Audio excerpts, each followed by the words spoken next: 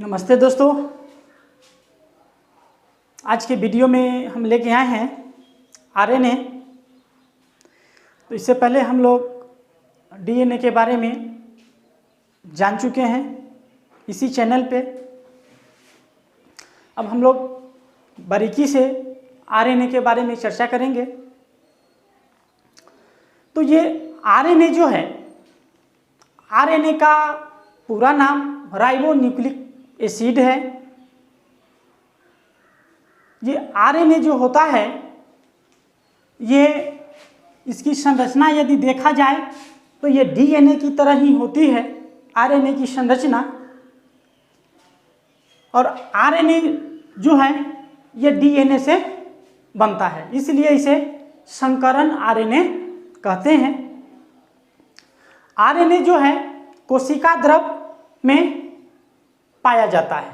जैसा हम लोग चर्चा करेंगे ये कोशिका द्रव और ये आरएनए और ये डीएनए की उपस्थिति के अनुसार, तो उच्च श्रेणी के जीवों में कोशिका जो होती है, सेल्स जो होती है, वो अनेक होती है। इसको काउंट करना असंभव है। एक अनुमानता लगाया जाता है बहुकोशिकीय जीवों में, वो के उम्र के अनुसार, वेट के अनुसार, हर जीवों के बारे में इसकी संख्या बताना असंभव है, टॉप है। तो ये साइंस जो है ये एक एवरेज औसत को कुछ जगहों पर लेके चलता है, तो उसी के अनुसार हम लोग ये सेल्स की एवरेज औसत संख्या ज्ञात करते हैं। तो अनगिनत बहुकोशिकीय जीवों में ये क्या है, ये सेल्स है। सारे सेल्स की आकार जो होता है एक समान नहीं होता है। तो ये सेल्स ये देख रहे हैं, ये कोशिका एक नॉर्मली रूप में हम लोग लिए हैं। तो ये यहाँ पे केंद्रक है, तो ये केंद्रक में डीएनए पाया जाता है।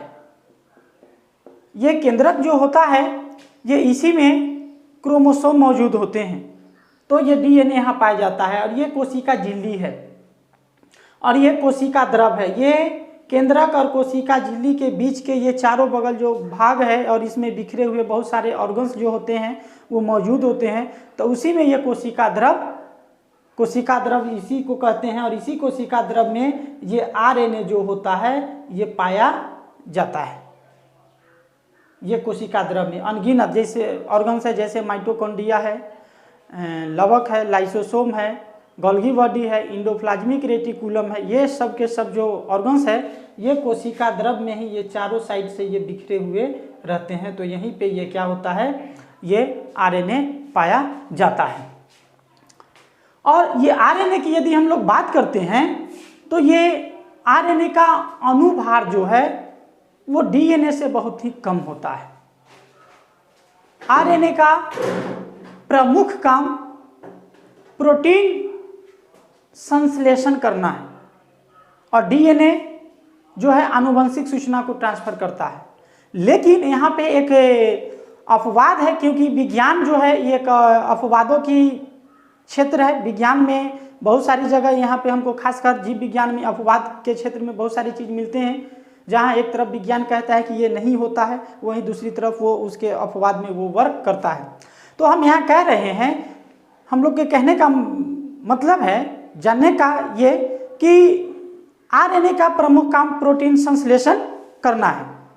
तो ये प्रोटीन संश्लेषण ही करेगा, लेकिन कभी कभी ये आनुवंशिक सूचना को भी ट्रांसफर करता है, ढोता है। जैसे वायरस, ये वायरस जो है विषाणु, तो ये वायरस में क्या करता है, विषाणु में ये आनुवंशिक सूचना को ट्रांसफर करता है। तो ये आरएनए की स्थिति है वर्क करने की। नहीं तो इसका मुख्य काम प्रोटीन संश्लेषण अधिकांशतः करता है। ये आरएनए जो है प्रोकैरियोटिक और यूकैरियोटिक सभी तरह की कोशिकाओं में ये पाया जाता है। कोशिका तो होते हैं दो ही प्रकार के, प्रोकैरियोटिक कोशिका और यूकैरियोटिक कोशिका। तो ये दोनों कोशिका में पाया जाता है। आरएनए जो होता है वह 3 प्रकार के होता है। ये वर्किंग के अनुसार ये आरएनए जो है ये 3 प्रकार के होता है, जिसे मैसेंजर आरएनए हिंदी में कहा जाए तो संदेशवाहक आरएनए, ट्रांसफर आरएनए यानी टीआरएनए कहते हैं, और एक है आरआरएनए राइबोसोमल आरएनए। तो ये तीनों प्रकार के जो आरएनए हैं तो उसके बारे में हम लोग बारीकी से चर्चा कर। तो चर्चा करेंगे। तो इसमें सबसे पहले देखा जाए तो ये मैसेंजर आरएनए, ये काम के अनुसार ही इसका ये नाम है मैसेंजर आरएनए। कहने का मतलब संदेशवाहक आरएनए, जो कोई चीज़ को एक जगह से दूसरे जगह वो ट्रांसफर करता है। तो ये मैसेंजर आरएनए जो है, तो यह डीएनए से संश्लेषित होने के बाद, मैसेंजर आरएनए डीएनए से संश्लेषित होने के बाद कोशिका द्रव में आकर राइबोसोम से जुड़ जाते हैं। ये राइबोसोम से जुड़ जाते हैं। तो अब हम लोग ये देखना है हम लोगों को कि ये कोशिका द्रव में ये राइबोसोम है तो कहाँ है।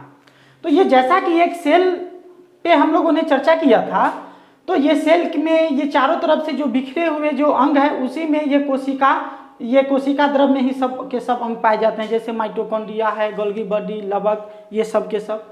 तो इसी में एक ऑर्गन्स का नाम आता है ER, शॉर्ट्स में यहाँ लिख दिए हैं, जिसे कहते हैं इंडोप्लाज्मिक रेटिकुलम। अब इंडोप्लाज्मिक रेटिकुलम जो होता है वो दो प्रकार के होता है, एक होता है स्मूथ और एक होता है रफ। अब रफ इंडोप्लाज्मिक रेटिकुलम होता है, उस पर राइबोसोम पाया जाता है, जो एक रवेदार छोटे छोटे अणु के रूप में वो पाया जाता है, इस तरह के छोटे छोटे अणु में। तो ये रफ पे पाए जाते हैं, रफ इंडोप्लाज्मिक रेटिकुलम पे। तो वहाँ पे आके ये आरएनए कोशिका द्रव में ये राइबोसोम से जुड़ जाता है और सेल में मौजूद कुल आरएनए, मान लिया जाए कि ये 100% ये हम लोग के शरीर में आरएनए हैं। तो यहाँ तो 3 प्रकार के हैं आरएनए। तो ये मैसेंजर जो आरएनए है वो 100% में कितना है, तो 5 से 10%, 5 से 10% ये हमारे शरीर में होता है। अब हम लोग चर्चा करेंगे सेकेंड टीआरएनए, ट्रांसफर आरएनए। तो ये ट्रांसफर आरएनए जो है, तो इसे विलय आरएनए कहते हैं। विलय आरएनए कहने का मतलब है कि वो मिल जाना कोई विलायक में, तो इसे विलय आरएनए कहते हैं। और प्रोटीन संश्लेषण के समय, प्रोटीन संश्लेषण जिस समय ये हो रहा है, उस समय आवश्यकता के अनुसार यह विभिन्न प्रकार के एमिनो अम्ल, विभिन्न प्रकार के एमिनो अम्ल का कोशिका द्रव से राइबोसोम तक क्या करता है, पहुंचाता है, भेजता है, ट्रांसफर करता है, ये राइबोसोम तक पहुंचाता है टीआरएनए, इसलिए इसे ट्रांसफर आरएनए कहते हैं। अब इसकी उपस्थिति देखें टीआरएनए की, ये हमारी सेल में कितना है, तो सेल में जो कुल आरएनए का यह 10 से 15% होता है। तो ये हमारा ये ट्रांसफर आरएनए है। अब हम लोग चर्चा करेंगे राइबोसोमल आरएनए का। अब हम लोग चर्चा करेंगे आरएनए, राइबोसोमल आरएनए। तो ये आरएनए जो है, ये सबसे स्थिर प्रकृति का आरएनए है, यानी मैसेंजर आरएनए और ट्रांसफर आरएनए की तुलना में यदि बात किया जाए, तो ये दोनों के तुलना में ये शांत स्थिर प्रकृति का है ये आरएनए, राइबोसोमल आरएनए। और ये सेल में कुल आरएनए जो है, उसमें से ये 80% ये आरएनए है अकेले। और ये जितना वर्क करता है आरएनए, उसकी तुलना में ये मैसेंजर आरएनए और ट्रांसफर आरएनए ये नहीं करता है, यानी ये सबसे ज़्यादा एक्टिव, ज़्यादा समय तक यह एक्टिव रहता है। तो इस तरह से हम लोगों ने आरएनए के बारे में और इसके टाइप्स के बारे में जाने। ये वीडियो आप लोगों को अच्छा लगा तो लाइक, सब्सक्राइब और शेयर जरूर करिएगा। धन्यवाद।